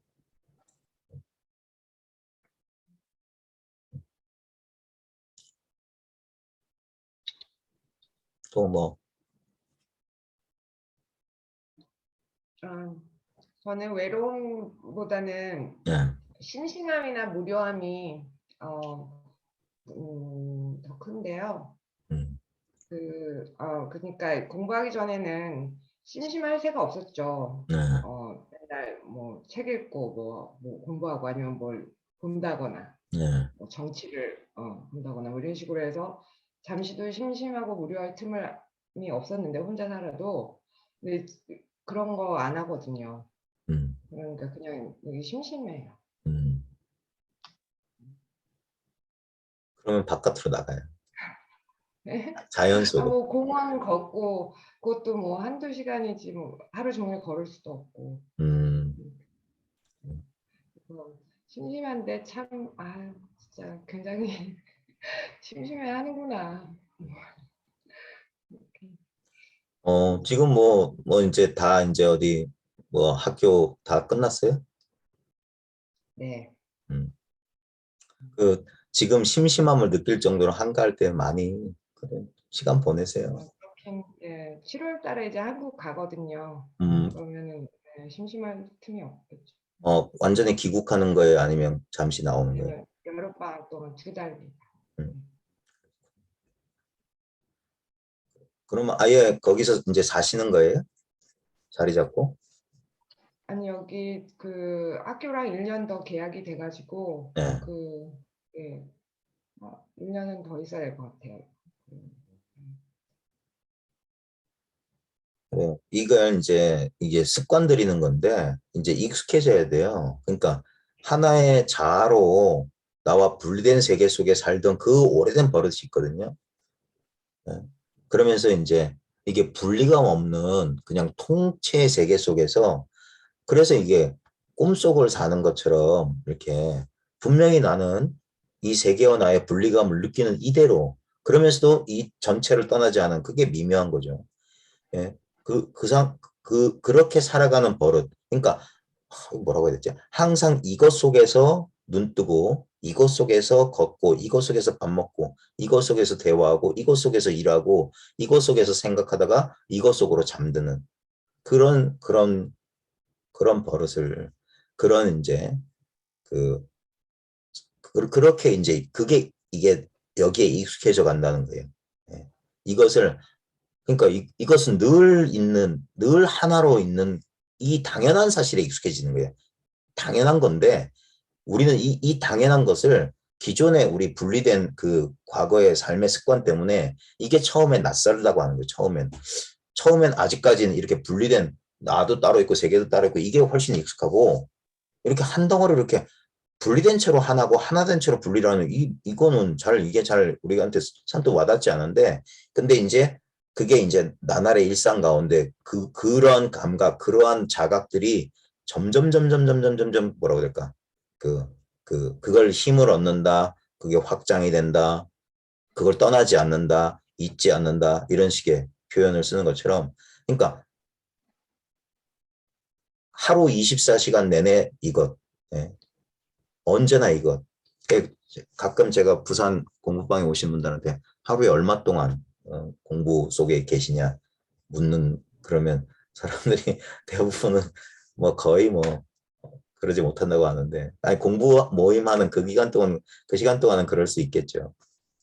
그래서 그건 일종의 어떻게 보면 이제 그, 그, 그 여기에 익숙해지도록 환기시키는 역할을 하는 거고 실제 우리의 공부는 뭐냐면 거의 대부분을 우리가 생활하고 있는 실제 우리 생활이 바로 이 일상이니까 이 일상의 삶에서 자기가 깨달은 안목, 자신의 깨달음을 놓치지 않고 이걸 망각해버리지 않는 거예요.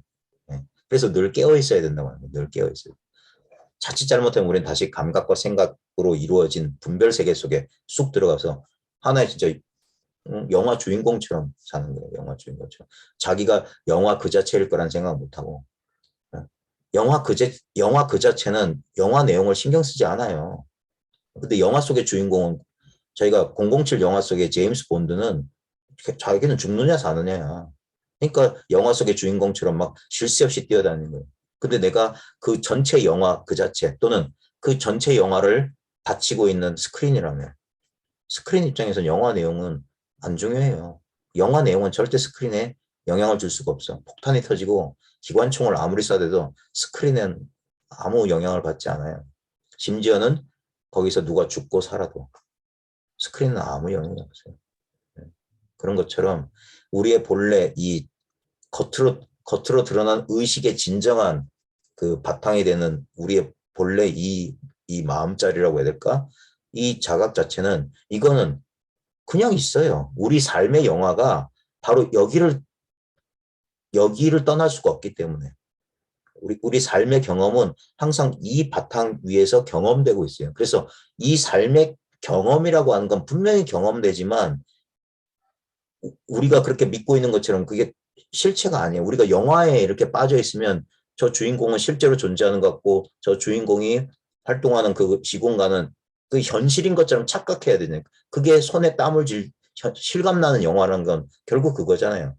심지어 그 실감을 늘리기 위해서 우리가 뭐 버추얼 리얼리티 이런 거 뒤집어 쓰고 그러면서 실감을 느끼려고 하는 것처럼 근데 우리는 처음에는 그런 2차원적인 영화에서도 그게 푹 빠지면 실감되거든요. 현실과의 차이를. 그래서 한 2시간은 까맣게 자기 현실을 망각하고 영화 속 세계에 푹 빠져서 그렇게 지낼 수 있는 것처럼 우리도 우리의 지금 이 현실 속에 푹 빠져서 지금 지내고 있는 거예요. 이게 한편의 꿈 같은 한편의 영화 같은 삶이라고는 전혀 생각해 보지 못하는 거예요. 그러니까 우린 늘 심각하고 좀 힘겹다는 느낌을 강하게 받죠. 그래서 거기서 한번 다른 가능성에 대해서 눈을 한번 돌려보는 거예요. 내가 의식되는데 세계도 의식되는데 의식되는 모든 것들은 변하는데 근데 이것들을 의식하고 있는 이거는 뭐지? 이제까지는 의식되는 것을 의식하는 주체로 착각했는데 모든 것은 다 의식되는 것일 뿐이잖아.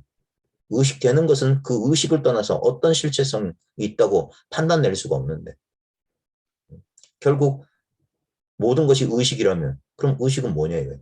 거기는 답이 없어요. 의식이 무엇이다 하는 순간 그건 의식이 아니에요. 의식의 대상이지. 거기서 길이 끊어진 거예요. 그러니까 더 이상 거기에 대해서 생각을 나아가면 그건 전부 망념이에요.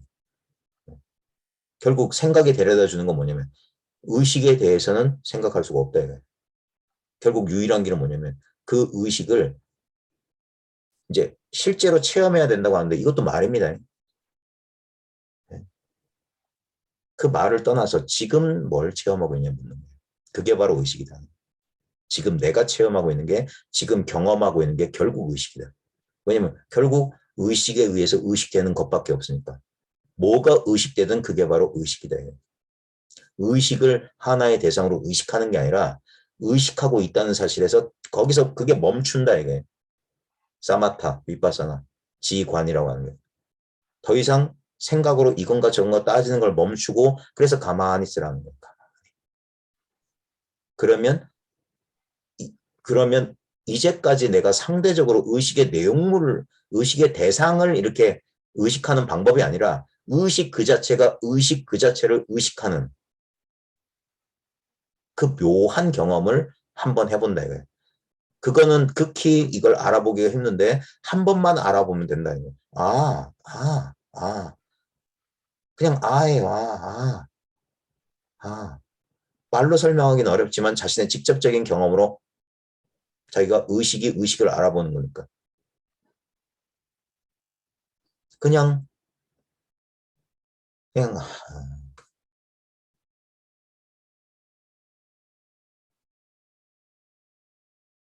자기가 진정한 자기의 본래 모습을 한번 이렇게 자기가 알아보는 거예요. 그럼 됐어요. 그러면 그걸 제대로 알아봤다면 이러는 거예요. 나는 본래 언제나 이와 같았다. 나는 이 상태는 새롭게 되는 것도 아니고 결코 변할 수 없다는 사실을 아는 거예요.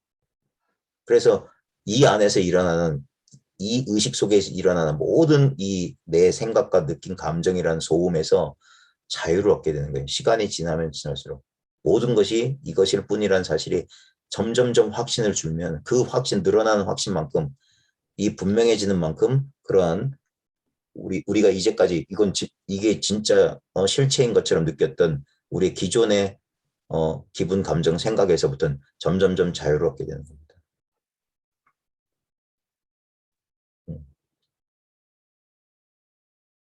그래서 항상 지금이어야 돼요. 지금 여기서 생각하는 게 아니라 항상 지금 여기라는 이 직접적인 체감 속에는 요게 생각도 일어날 수 있고 느낌도 일어날 수 있지만 그것과 상관없다라는 그것과 전혀 상관없이 저 스스로 이렇게 오롯하게 있다는 사실을 자기가 계속 그러니까 혼자 있는 시간을 쓸 때는 그런 식으로 쓰는 거예요. 계속 그게 그러면서 이게 힘이 증장되는 거예요. 힘이. 우리 아기들 자랄 때 보면 잠만 그렇게 자잖아요. 먹고 자고밖에 안 해요. 먹고 자고 싸고 그런 것처럼 단순하게.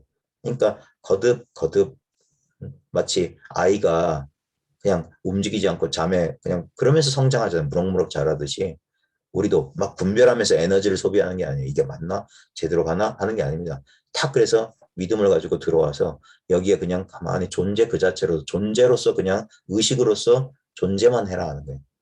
그러면 그게 힘을 얻는 거예요. 여기에 익숙해지는 거예요. 우리의 습관적인 사고는 여기서 튀어나와서 이거 맞나? 제대로 가나? 할 거예요. 그러든가 말든가예요.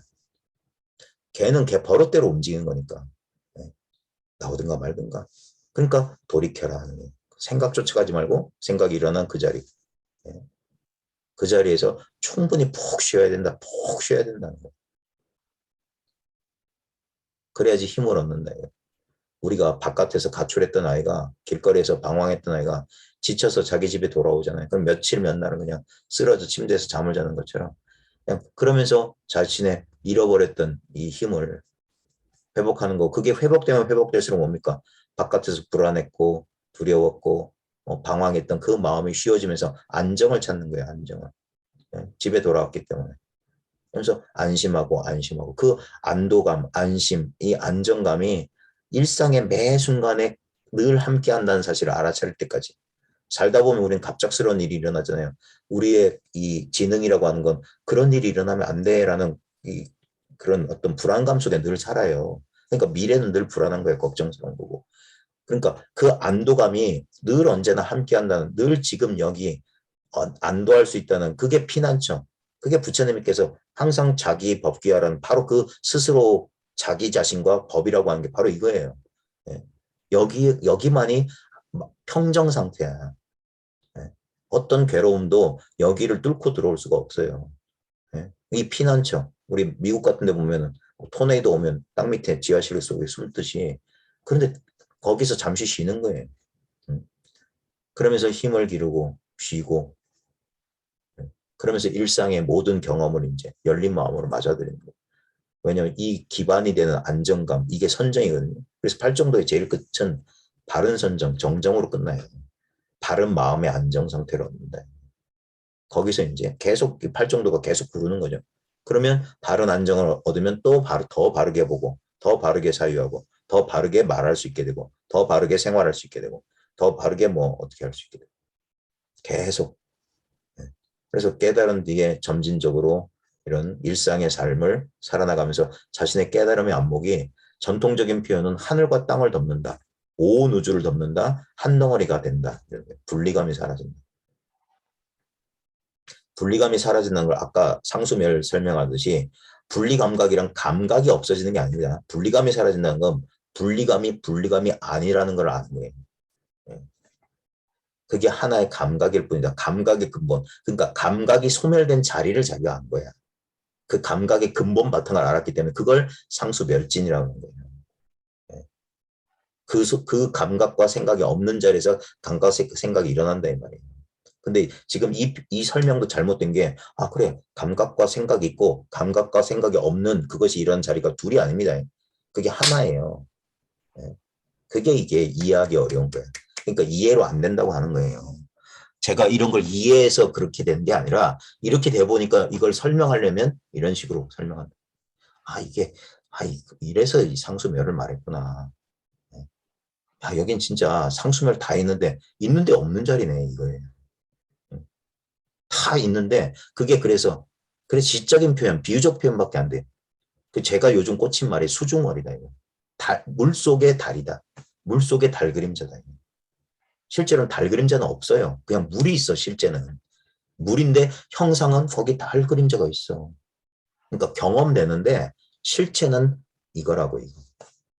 그 경험의 실체가 이거란 말이야. 그게 반야신경, 금강경 모든 도리가 그거야. 색즉 시공이니 약견 재상 비상이니 하는 게 결국 이것뿐이 하는 거예요. 그러니까 단순한 결론이에요. 단순하다. 자, 우리 금강선 보살님은 뭐 요즘 공부는 어떠세요? 저는 이제 오늘 선생님 본문 들으면서 그 자기로부터의 혁명이라는 게 조금 공감이 많이 되거든요. 저는 이제 이 공부하면서 제일 좋은 거는 진짜 과거 그것도 이미지일 뿐이더라고요.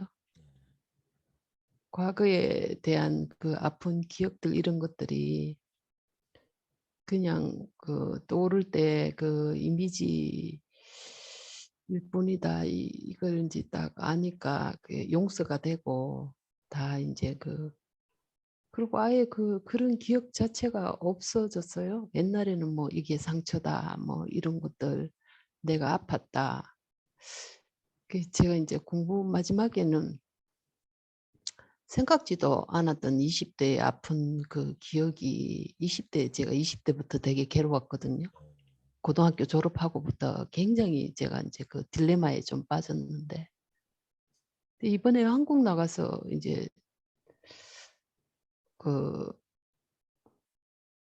40년 전의 얘기죠. 제가 이제 60이 됐으니까 20대에 일어난 일을 얘기하면서 언니가 그때 참 미안했다 이런 얘기를 하는 거예요. 네.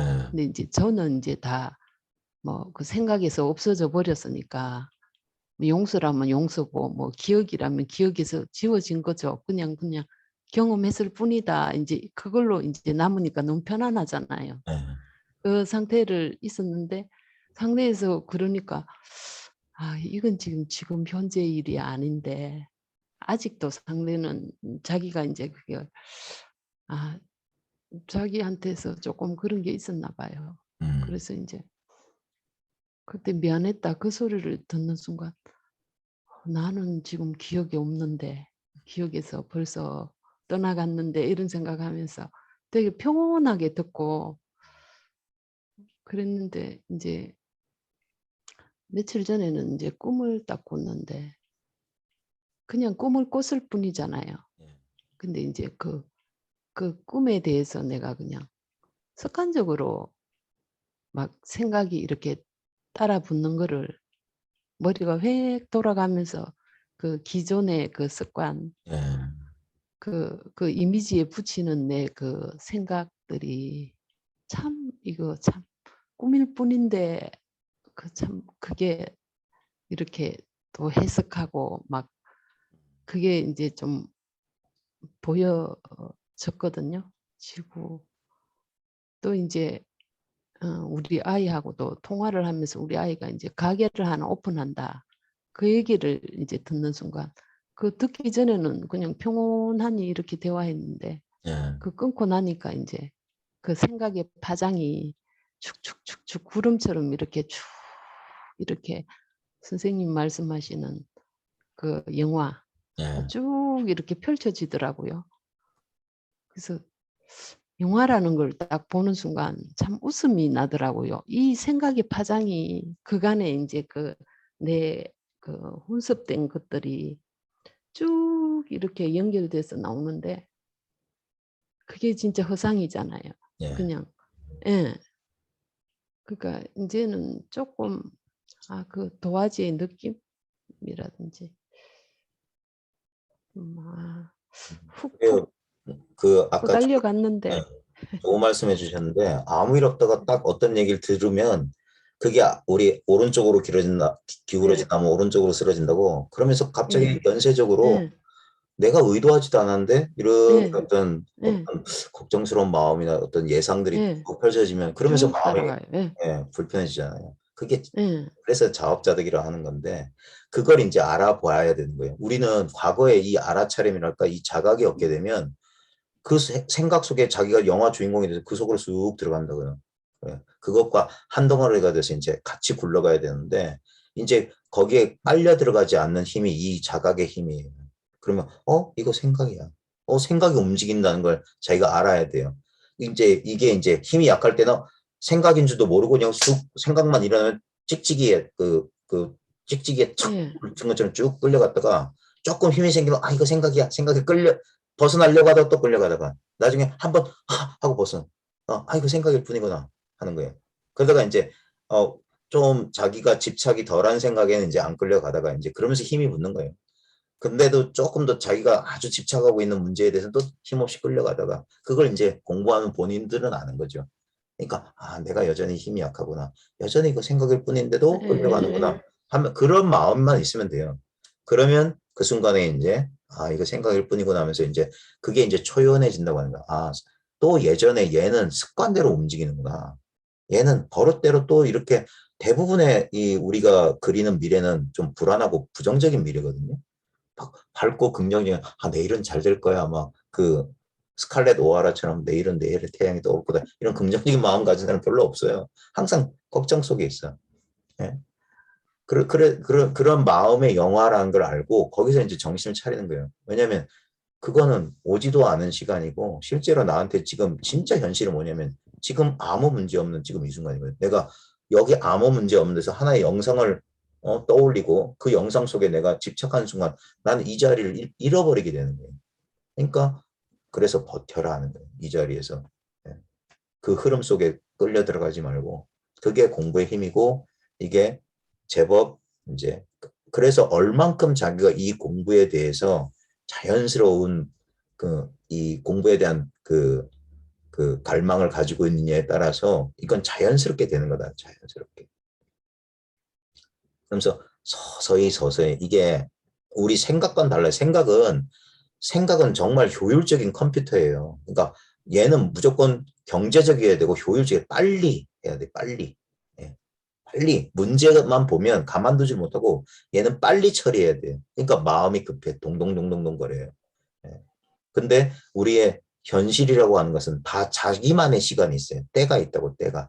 예. 그 자기만의 시간을 기다려줘야 되는데 생각은 그렇지 않아요. 그러다 보니까 어떨 때는 이게 효과적인 현실을 살아가는 효과적인 도구이기도 하면서 오히려는 어떤 면에서는 특히 심리적인 문제에 있어서는 오히려 우리의 괴로움을 증폭시키는 괴로움의 그 조력자 역할을 하게 되거든요. 그래서 얘를 좀 다스려야 되는 거예요. 얘를. 그래서 이제 부처님 명호 가운데 조어정부 이걸 컨트롤한다는 말이 있거든요. 예. 그래서 통제할 수 있다 이거 생각을. 이 생각을 억지로 찍어 누르는 게 아니라 생각이 생각일 뿐임을 알아서 그 생각의 힘을 약화시키는 거예요. 실제로 그러니까 진정한 이게 이미지가 쭉 그냥 자기가 진짜 그거 다 그려내는 거예요. 진짜 제가 그게 이번에 진짜 확실하게 진짜 그게 쭉 이렇게 나만의 그 스토리를 쓰고 있더라고요. 근데 거기에서 훅 이제 벗어나는 순간 그냥 웃기도 하고 아 진짜 이게 그냥 식만이 뭐 남는다 뭐 이미지다 뭐 이런 말들이 그리고 또 그 생각이 그걸 이제 이렇게 제가 알아차리는 순간 이거는 실체가 없는 거잖아요. 예. 실체가 아니면 그게 계속 생각이 정폭되면은 그게 불안이나 뭘로 이어질 수가 있는데 거기서 그냥 스탑 되는 거예요. 그래서 이제 이게 인생의 문제를 진짜 이게 인생을 바꾼다는 한 사람의 그 인생을 바꾸는 일이더라니까 이 공부가. 예. 그래서 좀 더 요새는 더 절실하게 공부해야 된다는 게 그게 진짜 마음으로 초창기에는 그냥 막 이렇게 요새는 이런 것들이 좀 보이니까 공부를 진짜 선생님이 10년 이러실 때 처음에는 진짜 그 감각이 없었거든요. 뭐 10년이나 걸릴까 봐 금방 되겠지. 근데 요새는 택도 없는 소리다. 저 혼자서 예. 10년도 짧아요. 조금 더 절실해졌어요. 공부하는 것이 음. 조금 더 진짜 절실하게 공부해야 된다 하는 거 이게 이제 좀 느껴졌어요. 그러니까 자연스럽게 이게 우리의 마음이 자기가 갈 길을 자기가 알아서 가요. 예. 네, 우리는 뒤따라가기만 하면 뒤따라가기만. 네, 네, 네. 그러면서 이제 시간이 충분히 지나면서 그러니까 그게 힘을 얻을 때까지는 약간의 시간이 걸리고 힘을 얻고 그러면서 이제 자신의 이 공부의 효과를 보기 시작하면서 그러면서 믿음이 더 강해지는 거거든요. 믿음이 강해지는 만큼 또 이 자리가 그러니까 항상 이게 그런 악순환이 있듯이 선순환이 있어요. 그런 식으로 이제 이 공부가 점점 이제 또렷해지고 분명해지고 그러다 보면 자연스럽게 또 공부의 마음이 또 이렇게 쭉 가게 되고 그러면서 이제 과거의 습관에서부터는 벗어나서 근데 그 임계점을 넘을 때까지가 이제 좀 힘들지. 근데 그래서 어느 정도 임계점을 넘어가게 되면 공부가 자연스럽게 흘러간다는 감이 있어요. 처음에는 힘이 들죠. 처음엔 과거에 익숙했던 습관이 자기를 자꾸 끌어당기고 하니까 그러니까 불편함이나 그런 게 느껴요. 공부 초창기는 대부분 다 그렇고 어느 정도 이제 공부가 익숙해지면 어느 정도 이제 힘을 더는 순간이 와요. 그래 힘을 내가 이렇게 애쓰지 않아도 자연스럽게 이 공부가 분명해진다 이거예요. 그게 이제 어느 정도 이게 비등비등해진 거거든요. 그러면서 이제 그러니까 내 분별에서는 힘을 덜고 이 분별 없는 자리는 힘을 얻게 되는 그런 역전이 일어나게 되죠. 그러면서 이제 자연스러운 이해도 찾아오고 그래서 의문이 사라져가는 거고 그러면서 더 이상 생각을 통해서 뭔가를 정리하는 게 아니라 즉각적이고 단순한 직관적인 삶을 사는 거예요. 그래서 그리고 그걸 신뢰하게 되고 삶의 현실을 신뢰하게 되는 거예요. 우리가 뭐 긍정적인 생각을 가져라, 뭐 모든 경험에 예스라고 답해라. 그건 뭐뭐 해라가 아니에요. 자기가 뭔가 자신감을 얻게 되면 마음은 열리게 돼 있어요. 근데 자기가 불안하고 자기가 자기 자신을 믿지 못하면 그러고 싶어도 그럴 수가 없어요. 움츠러들기 때문에. 그래서 하오면 다 그런 거예요. 그러면서 조금씩 그래서 점진적인 것이지 극적으로 사람이 확 달라지는 경우는 극히 드물 뿐더러 그게 꼭 그 극적인 변화가 좋은 것만은 아니거든요. 점진적으로 자기만의 시간을 따라서 이렇게 변해 나가면서 그러면서 삶에서 자기의 공부를 자기 스스로 확인해 나가는 즐거움 그게 공부하는 즐거움이기도 하거든요. 공부하는 사람들의 즐거움. 그래서 공부하는 사람들은 이 공부를 할 때 제일 즐겁고 또는 이 뭐라고 될까 아주 바쁜 일상 가운데서도 조금씩 주어지는 여기에 푹 잠겨 있을 수 있는 시간, 그런 시간들이 참 소중하죠. 그래, 자연과의 접촉을 많이 늘리는 게 좋아요. 자연 속에. 예. 그래서 네. 그런 게 좋고, 산책, 그래서 모든 지금 뭐 그 과거에 우리 동양의 현자들이나 서구의 무슨 철학자들은 다 산책을 즐겼던 이유가, 이게 앉아서 좌선하는 것보다 훨씬 우리 심신을 안정시키는 데 도움이 돼요. 아주 단순한 움직임이잖아요. 단순한 움직임, 걷는다고 하는 게 그게 네. 엄청나게 이 신경을 안정시켜줘요. 단순한 이 반복되는 이 박자, 예, 그다음 네. 단순한 움직임, 그 다음에 가만히 앉아 있으면 우리 내장은 굳어버리거든요. 근데 움직이게 되면 자연스럽게 장기와 장기 사이에 마찰이 일어나고, 그게 우리 동양에서 말하는 기예요, 기. 예, 그런 네. 마찰을 통해서 전작이, 그러면서 몸이 건강해지고 에너지가 발생하는 거예요. 그러면서 이제 자연 속에 있을 때 이제 그런 어떤 그 감정적으로는 심신이 안정된 릴렉스 상태가 되는 거고, 그러면서 이제 평온하고, 바로 지금 여기에 그 숲의 향기나 새소리나 어떤 꽃이나 그런 어떤 자연의 색감 있잖아요. 우리 인공적인 색감이 줄 수 없는 그런 것들을 통해서 지금 여기에 강렬하게 좀 현존한다는 그런 감각을 느끼는 거예요. 그래서 그러면서 뭔가 이 공부에 대한 이 자리도 이제 더 분명해지는 거고, 그런 식으로. 그러니까 앉아서 좌선하는 것보다 훨씬 그런 산책이 훨씬 낫죠. 예. 그러면서 이 자기가, 그러니까 그 생각을 쉬는 거예요. 생각을 쉬는 거. 자연이라고 하는 건 생각할, 뭐 여기에 대해서 생각할 거를 주지 않으니까 그냥 순간순간 직관적인 그냥 그 감각들 속에서 그 오롯이 거기에 이제 말 그대로 스스로 그러한 상태로 자연 그대로 존재해 보는 거죠. 그래서 항상, 그래서 이제 이런 마음 공부하는 그런 공간들은 자연 친화적인 공간이 좋은 이유가, 거기에 그냥 그 공간에만 있어도 심신이 안정되기 때문에, 예, 특별한 뭘 행위를 하지 않아도 시간 보낼 때, 그러니까 그런 걸 이제 방편이라고 하거든요. 일상 가운데서 우리가 할 때, 뭐 우리가 기본적으로 현실 생업도 해야 되지만 나머지 시간에 우리 보통 사람들이 이 현실의 권태로움을 잊기 위해서 하는 거 있잖아요. TV 뭐 시청이나 친구 만나서 잡담, 뭐 술 마시기라든지 아니면 게임이나 영화, 이런 것들. 물론 그런 것도 좋은 취미 활동이긴 하지만, 우리 공부한다는 입장에서 보면은 어, 그렇게 이제 뭔가 이렇게 멍한 상태에서 어딘가에 쑥 빨려 들어가 있기보다는 그냥 이 자연스러운 이 존재의 상태를 좀 색다르게 이렇게 좀 느낄 수 있는 제일 좋은 건 이제 공부하는 자리고, 그다음에 공부하는 도반들과의 가벼운 뭐 대화의 시간도 좋겠고, 아니면 혼자 있을 땐 자연 속에서 이렇게 하는 것, 아니면 일상생활에 그냥 뭐 설거지, 청소 이런 것도 훌륭하게, 예, 이 공부를 해나갈 수 있는 그런 거죠. 그러니까 실제로 뭐냐, 우리 현실 생활 속에서 이 공부에 힘을 얻어야 돼요. 선생님, 예, 이렇게 좀 관심이 외부 대상 쪽으로 갈 때는 예, 책을 읽거든요. 예, 영성 관련. 예. 네. 좀 죄책감을 약간 느끼면서 책을 읽는데, 왜 죄책감을 느껴?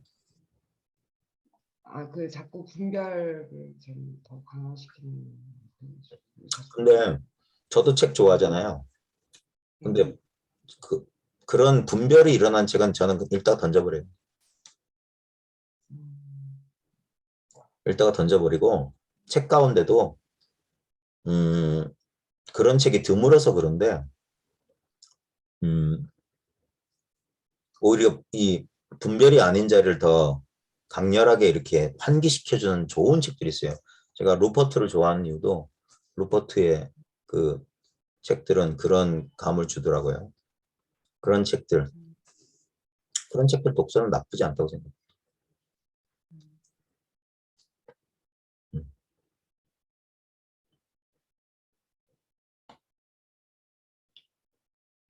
책이라고 하는 게 구어체로 된 가르침하고는 좀 달라요.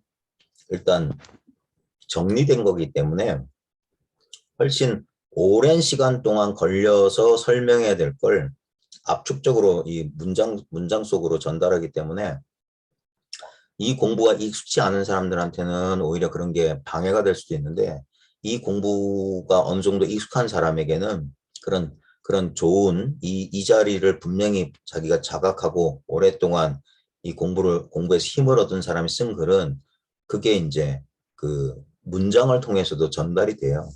그래서 그런 책들이 도움이 돼요. 에카르 톨레 책들이나 루퍼트 뭐 이런 사람들, 아디아 샨티니, 제프 포스턴이, 그런 사람들, 우리 국내 저자들 가운데도 몇 분 계시고, 그런 분들의 그런 저술을 읽다 보면은 뭔가 그 뭐라고 해야 될까?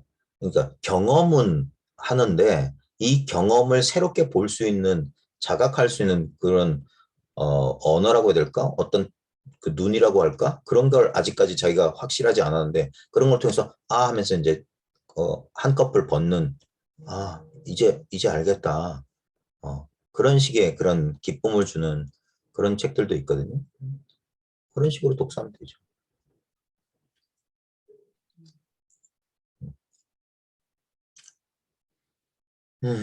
자, 지금 이제 10시, 지금 1시간 한 40분 정도 지났어요. 이제 제가 조금 오늘 어디 가야 되기 때문에 이제 또 한 달 뒤에 또 뵙겠네요. 자, 그때쯤 되면 진짜 여름 분위기가 나겠네. 무더위 건강하시고요. 그래, 일상생활 속에서 항상 지금 이 순간이에요. 매 순간, 지금 이 순간. 지금 여기밖에 우리가 삶이라고 하는 건 지금 여기밖에 없잖아요. 그러니까 지금 여기를 온전히 사는 거예요. 온전히. 온전히 모든 것을 다 지금 이 순간의 경험에 활짝 열려 있는 거예요. 그게 내가 없다는 거예요. 지금 이 순간의 경험에 나를 온전히 열어서 나 아닌 것들로 가득 채우는 거예요. 그게 나와 나 아닌 것들이 둘이 아닌 지금 여기 이 순간의 경험이죠. 존재한다는 것. 이것이야말로 영원한 생명이에요. 여기가 바로 생각과 느낌이 사라진 그 자리에 모든 생각과 느낌의 출처이자 모든 생각과 느낌이 돌아오는 시작과 끝, 알파요 오메가라. 여기가. 이게 바로 나의 본래 생명, 나의 본래 모습입니다. 이 단순한 자각, 이 단순한 존재, 이 단순함에 친근해지는 걸 선이라고 하는 거예요. 단순함으로 사는 거예요. 자, 건강하시고 다음에 또 뵙겠습니다. 네, 안녕히 계세요. 감사합니다. 예, 감사합니다. 예, 쉬세요. 갑니다.